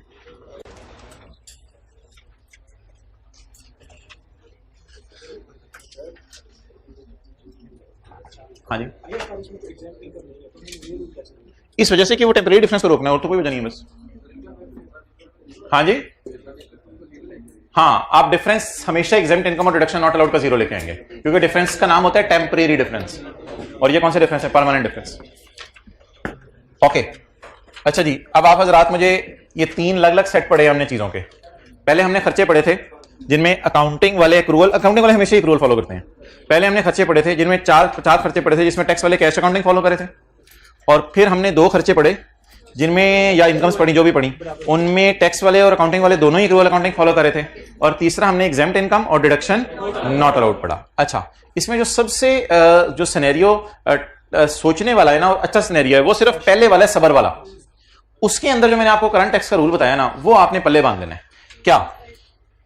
खर्चे को उल्टाएं, इनकम को उल्टाएं और रिसीट या पेमेंट को रिकॉर्ड करें। पेमेंट को लेस करके, किधर आ रहे 30, पेमेंट को लेस करके और रिसीट को ऐड करके। एंड इन द एंड, आखिरी बात, टैक्स बेसिस सबकी क्या ले लेनी है? 0। और अगला सवाल मेरा, अगर टैक्स वाले अकाउंटिंग वाले कौन सी अकाउंटिंग फॉलो करें हो? सेम अकाउंटिंग फॉलो करें हो, तो ऐसी सूरत में करंट टैक्स में कुछ ना करें, डेफर्ड टैक्स में कैरिंग अमाउंट और टैक्स बेस को बराबर ले लें, और वो जो आखिरी डिडक्शन नॉट अलाउड और एग्जेम्प्ट इनकम है, इसमें भी हमेशा कैरिंग अमाउंट और टैक्स बेस को बराबर ले लें। लेकिन इसमें करंट टैक्स में मैं आपको नहीं बता रहा क्या करना है, वो आपको पहले याद है। एग्जेम्प्ट इनकम को लेस कर देते हैं और डिडक्शन नॉट अलाउड को ऐड कर देते हैं। चलें जी, अब आपके 10-12 मिनट बच गए हैं, टेस्ट दे दें मुझे। सवाल लिखें। सवाल, balance sheet as on 31/12/15।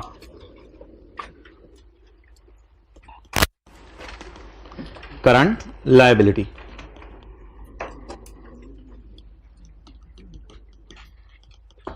Electricity payable and unearned rental.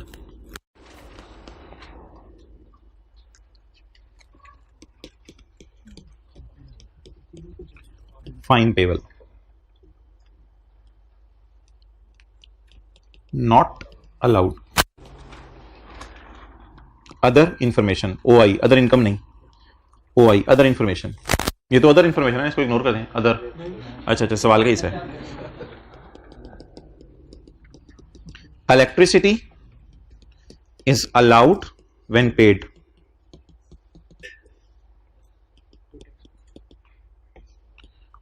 Is allowed, allowed का लफ्ज़ टैक्स वालों के यूज होता है। Rental income is taxed when service is rendered या when building is provided। when building is provided, जब आप उसे बिल्डिंग देंगे तभी इनकम बुक करेंगे। चलें जी, करंट टैक्स और डेफर्ड टैक्स की वर्किंग कर दें। पीबीटी के एक्स लिख दें, पीबीटी क्या आप खत्म करें, पीबीटी छोड़ें, बस एडलेस कर दें जो करना है।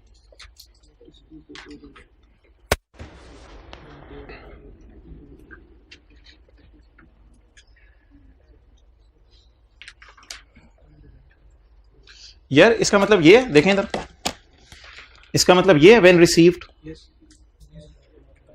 इसका मतलब ये व्हेन रिसीव्ड नहीं, इसका मतलब ये तो नहीं है व्हेन रिसीव्ड। व्हेन, जब आप उसे बिल्डिंग प्रोवाइड करेंगे तब इनकम बुक करें, उससे पहले इनकम बुक नहीं करनी। ये पता नहीं कौन सी अकाउंटिंग है, जब आप उसे बिल्डिंग देंगे तब इनकम बुक करें। अब ये मैं नहीं बता रहा ये कौन सी अकाउंटिंग है, ये तो आप लोगों ने इंट्रो पढ़ी हुई है। जब बिल्डिंग देने पे इनकम बुक करना कौन सी अकाउंटिंग होती है, ये नहीं लिखा हुआ when received, when building is provided. जब मैं उसे बिल्डिंग दूंगा तब इनकम बुक करूंगा, उससे पहले नहीं कर सकता।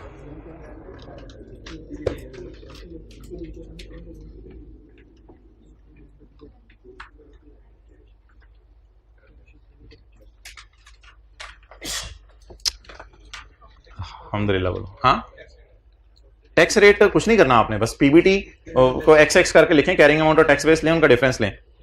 जी बताएं।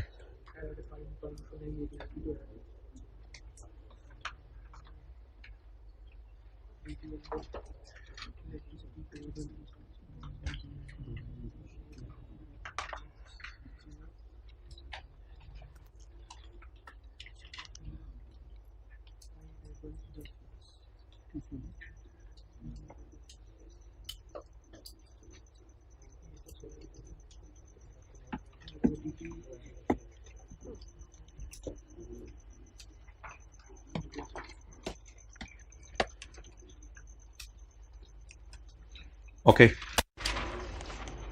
सबर, शुक्र,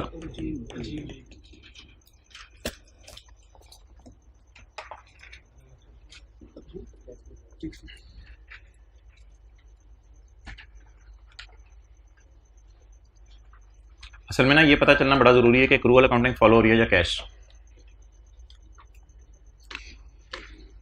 अच्छा जी, इलेक्ट्रिसिटी तब माइनस करो जब पे हो, तो फिर ये कौन सी अकाउंटिंग है? अलाउड का लफ्ज़ से टैक्स वालों के लिए यूज होता है, कैश अकाउंटिंग है। इनकम को तब रिकॉर्ड करना जब पैसे आए या जब बिल्डिंग दो, ये तो एक्रूअल अकाउंटिंग होती है। फिर एक्रूअल जिस वक्त सर्विस दें उस वक्त इनकम बुक करें। अब कॉलेज वाले कहें इनकम को तब बुक करना जब पढ़ाओ, इसका क्या मतलब है? एक्रूअल अकाउंटिंग है या कैश अकाउंटिंग है? एक्रूअल अकाउंटिंग है। कैश अकाउंटिंग क्या होती है? इनकम तब बुक करना जब स्टूडेंट फीस दे, ये तो कैश अकाउंटिंग होती है। और एक्रूअल अकाउंटिंग क्या होती है? बोले बोले बोले। इनकम को तब बुक करना जैसे जैसे टीचर पढ़ाए। अब बच्चा पैसे दे ना दे, अगर महीना टीचर पढ़ा दे, इनकम बुक कर लो, ये कौन सी अकाउंटिंग है? Accrual accounting. तो ट्राई टू अंडरस्टैंड इस लाइन का मतलब। इस लाइन का मतलब है टैक्स वाले कौन सी अकाउंटिंग फॉलो करें। अब अगर ये लफ्ज़ हमने लिख लिया है तो ये लाइनें फारग करें। इससे क्या करना है हमने? अब टैक्स वाले कौन सी अकाउंटिंग फॉलो करें? और ये टैक्स वाले एक्रूअल अकाउंटिंग। अब आप मुझे बता दें, जिस वक्त कैश अकाउंटिंग फॉलो कर रहे हो तो करंट टैक्स की वर्किंग करने से पहले आप मुझे अकाउंट बनवा दें। पहला अकाउंट किसका? इलेक्ट्रिसिटी पेबल का नहीं, एक्सपेंस का। एक्सपेंस का इसमें यहां आएगा क्लोजिंग पेबल। क्लोजिंग पेबल कितना? 50। तो ये साइड में क्या जाएगा? P&L। अच्छा, अकाउंटिंग वालों ने P&L में डाल दिया है। आगे चलें। रेंट, रेंटल इनकम, रेंट नहीं, रेंटल इनकम। रेंटल इनकम जी रिसीवेबल है, अनअर्न्ड है। ये साइड रिसीवेबल के लिए है। ये क्लोजिंग अनअर्न्ड कितना? 60। अनअर्न्ड अर्न होके P&L में अगले साल जाएगा और इस साल किस में जाएगा? कैश में। क्लियर? ये तो हमने टी अकाउंट बना लिया है। अब अगला काम क्या करना है? अगला काम ये करना है कि करंट टैक्स की वर्किंग में जब टैक्स वाले कैश अकाउंटिंग फॉलो करें तो P&L को उल्टाना है, कैश को ऐड नहीं, माइनस, कैश को माइनस करना है। लेकिन अब P&L ही उल्टा सकते हैं, कैश तो गिवन नहीं है। तो कौन सी अकाउंटिंग फॉलो हो रही है? Cash accounting. इसलिए करंट टैक्स में क्या करें? करंट टैक्स की वर्किंग में अगर मुझे पीबीटी गिवन होता तो इसमें मैं ऐड कितना करता? 50। डन। तो करंट टैक्स की वर्किंग में ऐड कर दें 50 और साथ ही डेफर्ड टैक्स की वर्किंग भी कर दें। कैरिंग अमाउंट, टैक्स बेस और डिफरेंस। और क्या लिखूं इधर? इलेक्ट्रिसिटी पेएबल जी कितना? 50। टैक्स वाले कौन सी अकाउंटिंग फॉलो करें? कैश अकाउंटिंग में टैक्स बेस एग्जिस्ट करती है या नहीं करती? 0 और डिफरेंस वट एवर इट में भी रूल लगा के सोच लीजिएगा। अच्छा, आगे चलें। 60 रुपए की एडजस्टमेंट जी। अब मुझे ये बता दें कि इधर टैक्स वाले कौन सी अकाउंटिंग फॉलो कर रहे हैं? Accrual accounting. पहली तो बात है वो फॉर्मूला सोच लें। वो फॉर्मूला क्या कहता था? वो फॉर्मूला कहता था आपने शुगर करना है, यानी करंट टैक्स की वर्किंग में कुछ करने की जरूरत, थोड़ी लॉजिक भी आपको समझा दूंगा। करंट टैक्स की वर्किंग में कुछ करने की जरूरत नहीं है। और दूसरी बात, डेफर्ड टैक्स की वर्किंग में आपने कैरिंग अमाउंट और टैक्स बेस को क्या लेना है? बराबर, अनअर्न्ड रेंटल। डन। ये कौन सा सबर वाला सिनेरियो है? शुक्र वाला। शुक्र वाला। लॉजिक सोचने सारे जरा अटेंटिव हो गए। टैक्स वाले कह रहे हैं बिल्डिंग पे तब टैक्स देना जब किराए पे दे दो। हमने कहा हमने तो अभी किराए पे नहीं दी, हमने तो अभी किराए पे नहीं दी, तो हम तो अगले साल इंशाल्लाह किराए पे देंगे। पैसा देंगे वो किराएदार, हम अगले साल किराए पे देंगे। तो टैक्स वाले कह रहे हैं अच्छा फिर जब बिल्डिंग किराए पे देना तभी इनकम रिकॉर्ड करना। हमने कहा अच्छा तुम लोग चाहते हो कि अगले साल इनकम रिकॉर्ड करें। वैसे हमने भी कुछ नहीं डाला P&L में, हमने भी इंशाल्लाह अगले साल ही इनकम रिकॉर्ड करनी है। और तुम क्या कह रहे थे? तुमने भी अगले साल इनकम रिकॉर्ड, अच्छा तुमने भी अगले साल P&L में डालना है, हमने भी अगले साल P&L में डालना है, तो ना अगले साल कुछ करना पड़ेगा और इस साल हमने भी P&L में कुछ नहीं डाला और तुम भी कह रहे हो P&L में कुछ ना डालें, तो जबरदस्त होगी। तो इस साल करंट टैक्स की वर्किंग में कुछ करने की जरूरत है या नहीं है? अब सोचना पड़ेगा। अल्लाह ने दिमाग दिया है, दोबारा सोच लें। लेकिन वो वैसे सबर शुक्र से भी काम, अल्लाह का शुक्र है हमारा चल रहा है, सबर शुक्र से भी काम चल रहा है। लेकिन थोड़ा सा सोच भी लिया करें, क्या दिमाग की दही बनानी है घर जाके, ये चीजें बना लें दिमाग से। तो आइंस्टाइन से थोड़ा आगे निकले आप आगे। अच्छा, तो बता दें जी, टैक्स वाले क्या कह रहे हैं? इस पे रेंट कब दो, इस पे टैक्स कब दो? जब बिल्डिंग किराए पे दो। बिल्डिंग किराए पे कब देनी है? अगले साल। तो हमने भी आन को किस साल आन करने? अन को अगले साल आन करके P&L में डालना। टैक्स वाले भी कह रहे हैं जब किराए पे देना तभी P&L में डालना, वो भी कह रहे हैं अगले साल P&L में डालो, हम भी अगले साल P&L में डालो। तो इसका मतलब है हमें इख्तलाफ नहीं है। इस साल की बात करें ना, उन्होंने P&L में डालने को कहा ना हमने P&L में डाला, तो कुछ उल्टाने या रिकॉर्ड करने की जरूरत नहीं है। ओके, इसका मतलब यह है कि अगर आप टैक्स वालों की नजर में अकाउंट बनाएंगे ना रेंटल इनकम, तो कैश तो आ गया है, तो वो भी मजबूर होंगे इसको इनकम में नहीं डालेंगे, वो मजबूर होंगे इसको अनअर्न मानने पे। इसी वजह से टैक्स बेस बराबर आ रही है। और आखिरी चीज तो आसान थी यार, 10 रुपए को क्या कर दें? बोले बोले बोले बोले ऐड कर दें। फाइन है ना, ऐड लेस नहीं करना, ऐड। और आखिरी चीज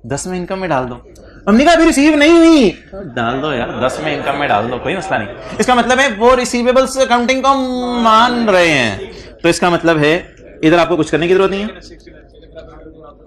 और इधर आप क्या करें,